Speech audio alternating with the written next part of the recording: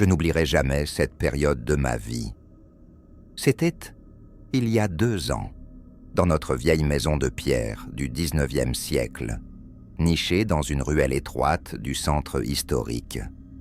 Une de ces demeures bourgeoises typiques avec ses hauts plafonds, ses parquets qui craquent et surtout son immense cave voûtée qui s'étend sous toute la maison. Depuis que j'étais tout petit, notre chaminou faisait partie intégrante de notre quotidien. C'était un magnifique chartreux, au pelage gris ardoise et aux yeux d'ambre, un cadeau de ma grand-mère quand j'avais 6 ans. Il avait ses petites habitudes, comme tous les chats. La plus importante était son rituel du soir. Chaque nuit, invariablement, il dormait à la cave.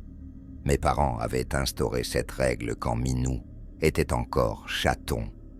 Ma mère, très à cheval sur la propreté, ne supportait pas de retrouver des poils sur son couvre-lit en soie.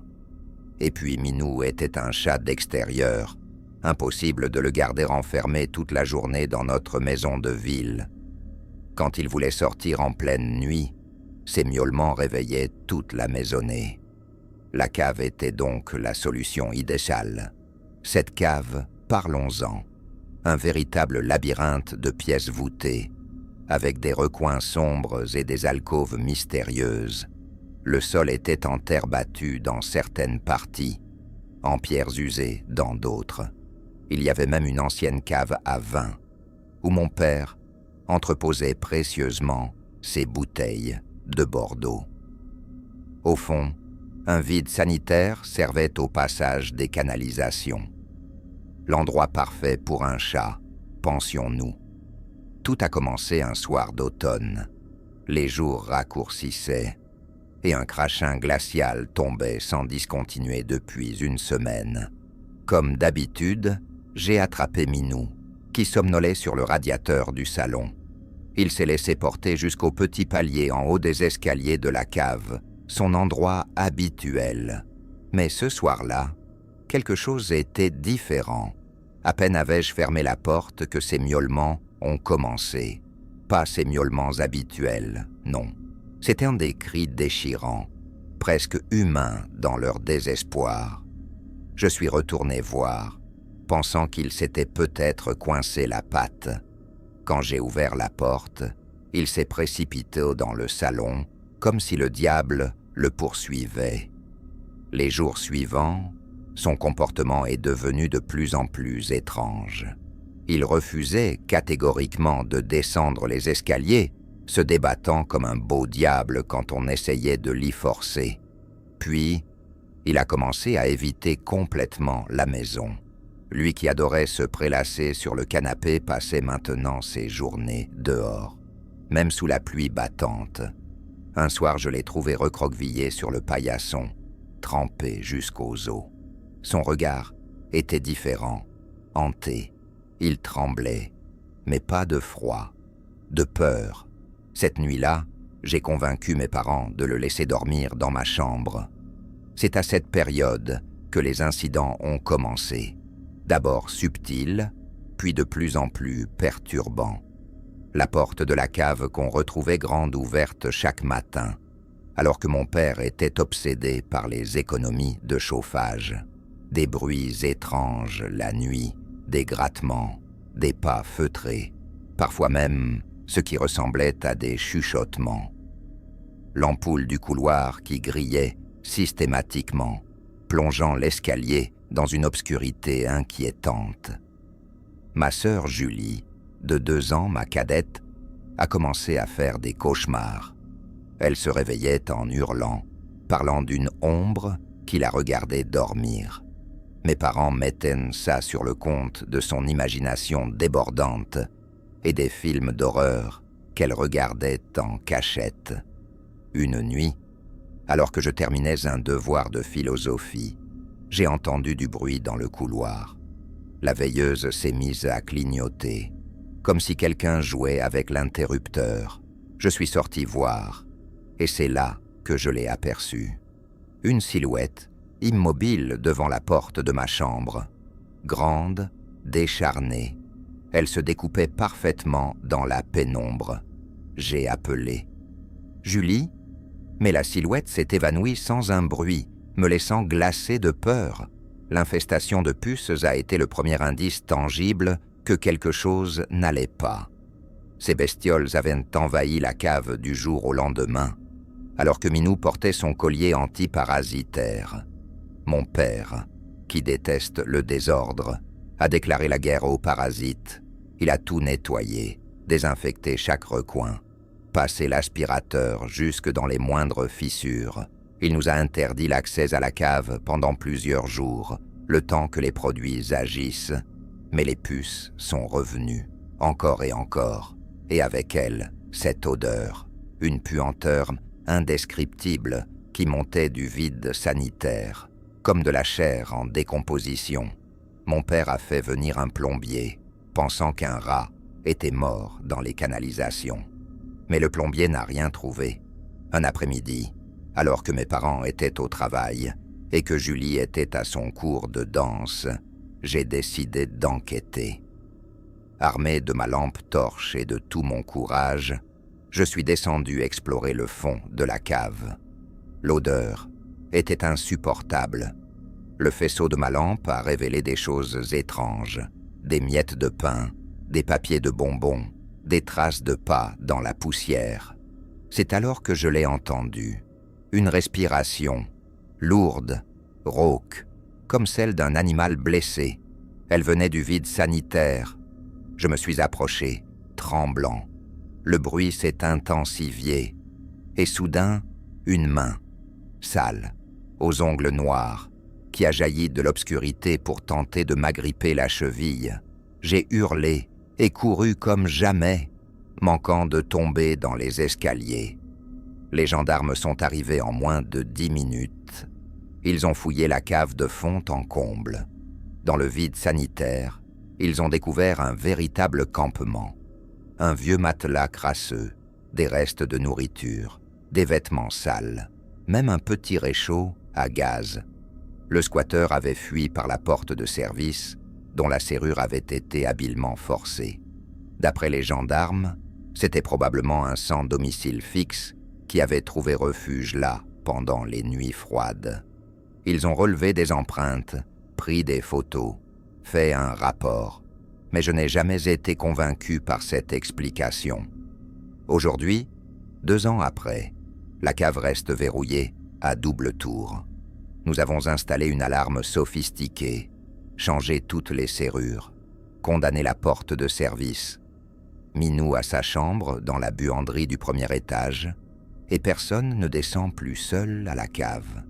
Parfois, la nuit, quand le vent s'engouffre dans la ruelle, j'entends des bruits monter de la cave, des bruits qui ressemblent à une respiration, et je ne peux m'empêcher de me poser ces questions qui me hantent.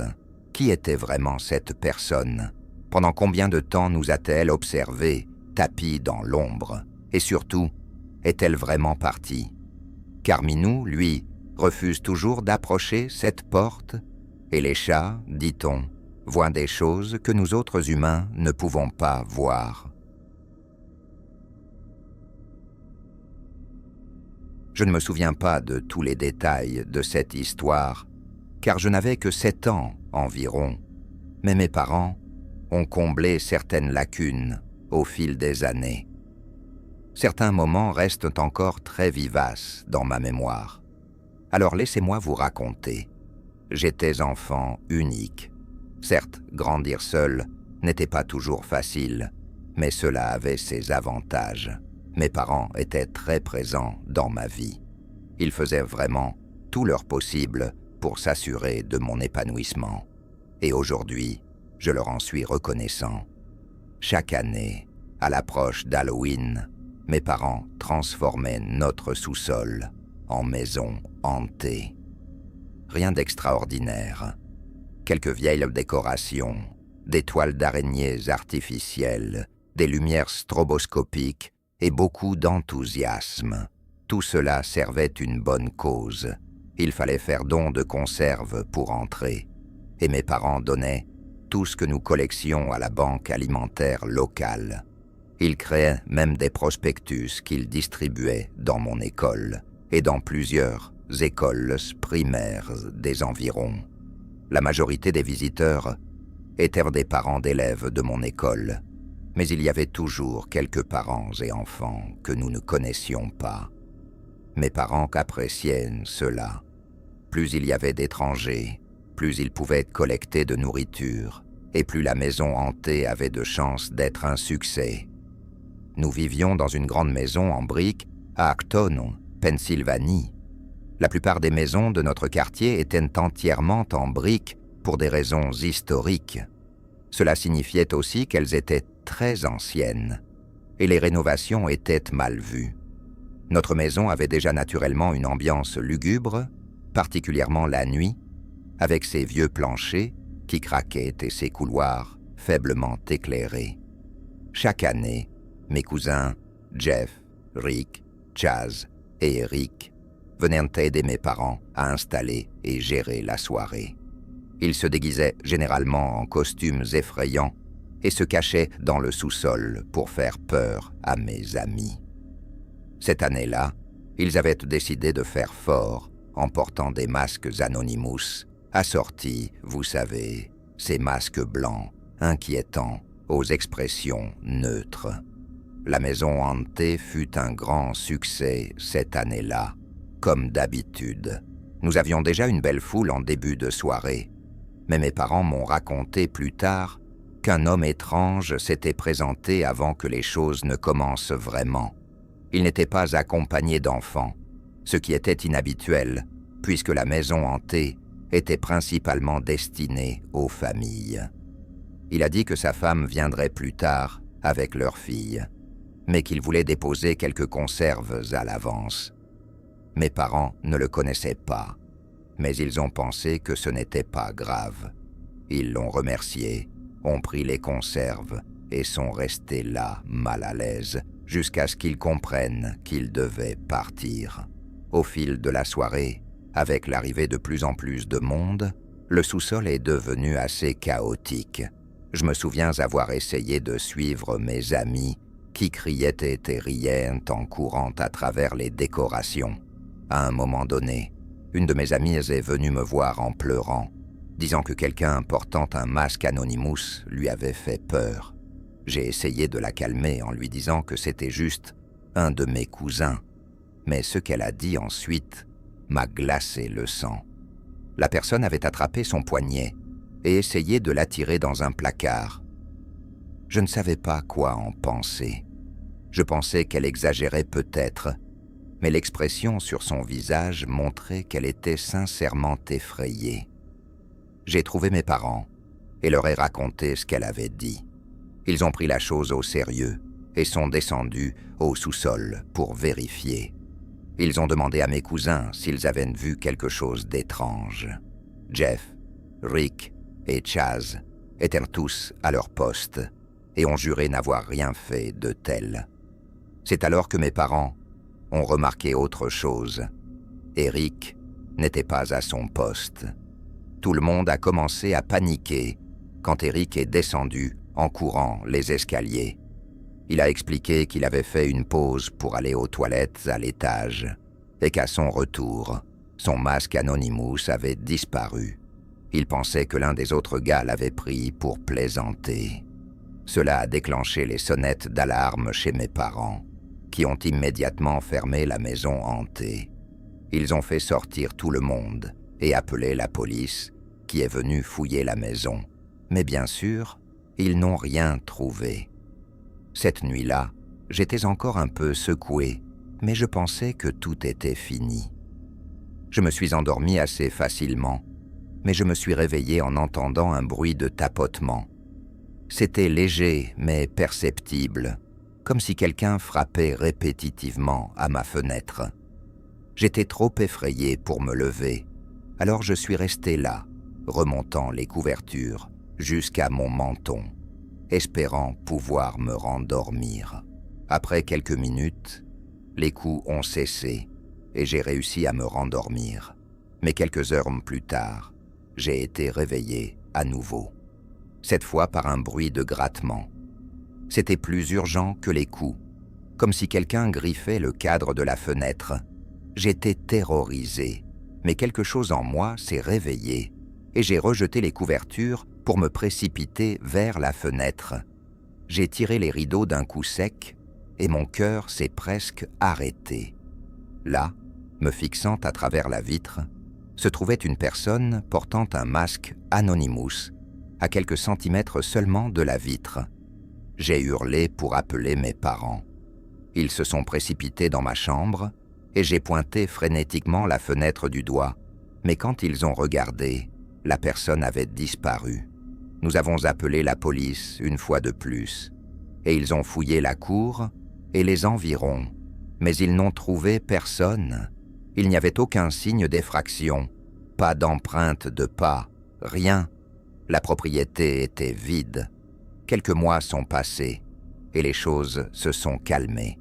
La maison hantée n'était plus qu'un souvenir et mes parents avaient commencé à assouplir leurs mesures de sécurité supplémentaires. Puis un jour, je suis rentré de l'école et j'ai trouvé un masque Anonymous posé sur mon lit. Ce n'était pas n'importe quel masque, il ressemblait exactement à ceux que mes cousins avaient portés cette nuit-là. Mais ce qui m'a vraiment effrayé, c'était l'inscription griffonnée sur le front au marqueur noir, mon nom. Comment diable ce type avait-il pu connaître mon nom? Nous avons rappelé la police, mais il ne pouvait pas faire grand-chose à part enregistrer un rapport. Mes parents ont ajouté plus de caméras de sécurité et se sont assurés que toutes les portes et fenêtres étaient bien verrouillées chaque soir. Ils ont vraiment mis le paquet sur la sécurité, ajoutant un système d'alarme complet et installant des détecteurs sur chaque fenêtre, y compris celle de l'étage. Après cela, plus rien ne s'est produit, du moins rien que nous puissions prouver. Les mois suivants ont été tranquilles, mais je jurais entendre des choses à l'extérieur de ma fenêtre, des tapotements, des grattements, tout y passait. C'était probablement rien, mais j'en suis arrivé au point où j'avais peur de dormir dans mon propre lit. J'ai depuis grandi et quitté cette maison, mais parfois je me demande encore s'il n'y avait pas plus à comprendre dans cette histoire qui m'est arrivée il y a toutes ces années. J'ai récemment décroché un job dans un restaurant mexicain d'une ville voisine. Le quartier était un peu louche, mais rien que je ne puisse gérer. J'étais aussi assez désespéré financièrement, donc je n'avais pas vraiment le choix. Je me disais que travailler de nuit ne serait pas si mal, puisque j'aurais la journée pour moi. Le restaurant en lui-même était correct, mais le manager, Carlos, était, disons, louche. Il me donnait toujours les pires horaires, me gardait tard et ne semblait jamais particulièrement préoccupé par le respect des règles. C'était le genre de personne en qui on ne pouvait pas avoir confiance. Mais comme je l'ai dit, je n'avais pas vraiment le choix. J'avais besoin de ce travail. Une nuit, pendant la fermeture, j'ai commencé à entendre des bruits étranges. Je passais la serpillière sur le carrelage de la cuisine quand je l'ai entendu pour la première fois. Pendant que je nettoyais, j'ai perçu 2 sons étouffés qui ressemblaient à des coups sourds et des raclements. Ils venaient d'en dessous du sol. C'était faible au début, mais je savais que je ne l'imaginais pas. Les coups et les raclements alternaient, mais j'étais certain qu'il y avait 2 sons distincts. J'ai écouté un moment, et les bruits ont continué pendant 1 minute avant de s'arrêter complètement.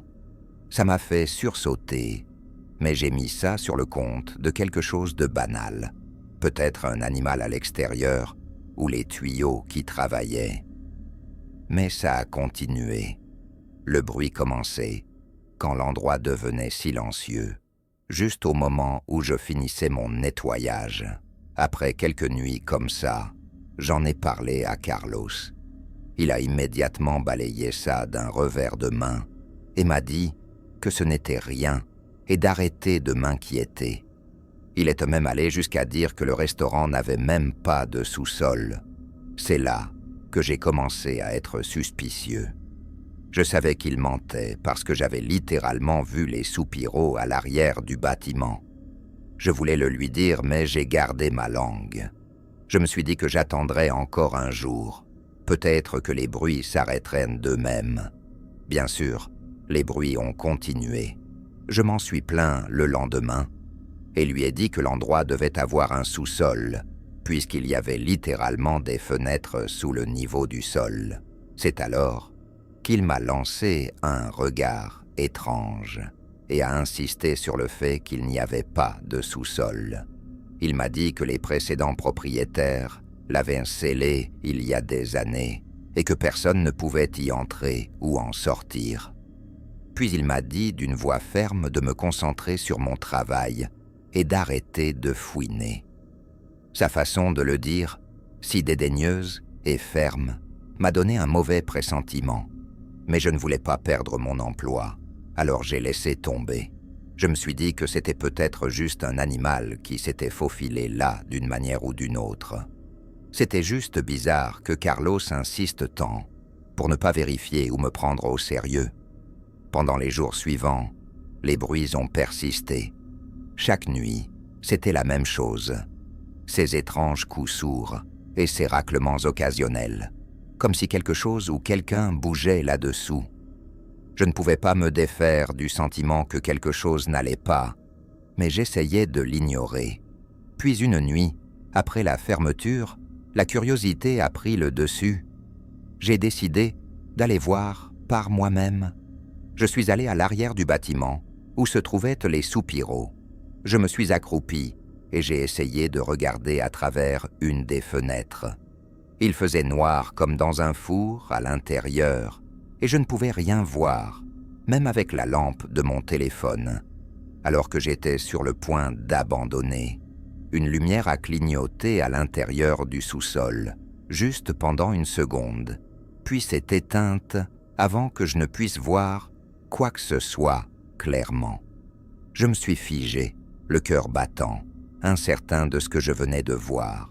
J'ai couru jusqu'à ma voiture, trop effrayé pour retourner à l'intérieur, mais je n'ai rien dit à Carlos. Quelque chose dans toute cette situation me faisait sentir qu'il valait mieux garder le silence.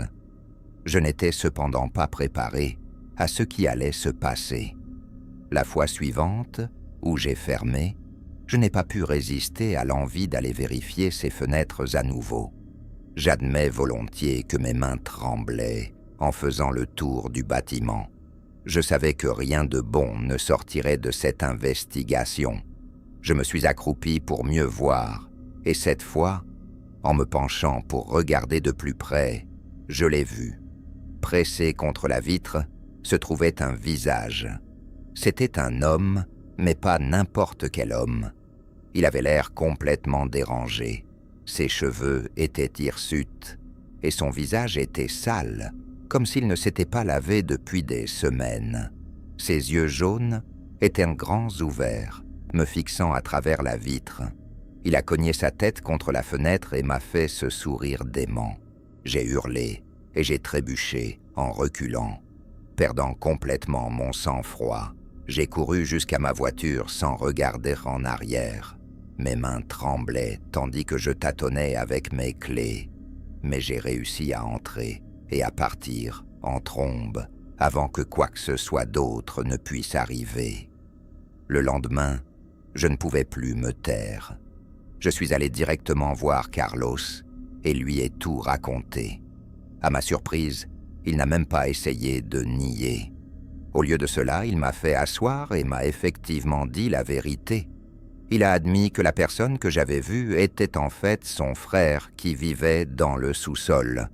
Il a dit que son frère était mentalement malade, dangereux même, et que Carlos le cachait là-bas pour le tenir à l'écart des problèmes. Le sous-sol avait été condamné au public des années auparavant, mais Carlos avait trouvé un moyen de faire vivre son frère là-bas, loin des regards indiscrets. Il m'a supplié de ne rien dire, et m'a dit qu'il apprécierait que j'oublie que tout cela soit jamais arrivé. Je ne savais pas quoi dire. Je voulais démissionner sur le champ, mais je ne pouvais pas. J'étais tellement à court d'argent que l'idée de chercher un autre emploi ne semblait pas être une option réelle. Alors je suis resté, me convainquant que tout irait bien tant que je restais loin du sous-sol. J'ai essayé de faire profil bas et d'éviter Carlos, mais toute cette histoire me mettait sur les nerfs. Quelques semaines plus tard, quelque chose s'est produit qui m'a fait regretter d'être resté. Il était tard, et je venais de finir la fermeture. En marchant vers ma voiture, j'ai remarqué quelque chose, ou quelqu'un, qui rôdait dans la ligne d'arbres à côté du parking. Ce n'était qu'une silhouette, mais je savais au fond de moi que c'était une personne. J'avais le pressentiment de savoir qui c'était. Mon cœur s'est mis à battre la chamade, mais j'ai fait semblant de ne pas remarquer. J'ai continué à marcher, essayant de rester calme, mais j'ai entendu des pas derrière moi. J'ai jeté un coup d'œil par-dessus mon épaule, et il était là, le même homme du sous-sol. Il boitait étrangement vers moi, mais se déplaçait clairement aussi vite qu'il le pouvait. J'ai fouillé frénétiquement pour trouver mes clés, et j'ai réussi à déverrouiller la porte et à me jeter à l'intérieur juste au moment où il atteignait la voiture. Il a écrasé son visage contre la vitre, la maculant de terre et de sueur, et s'est mis à frapper contre la vitre. J'ai crié, mais je n'arrivais pas à penser clairement.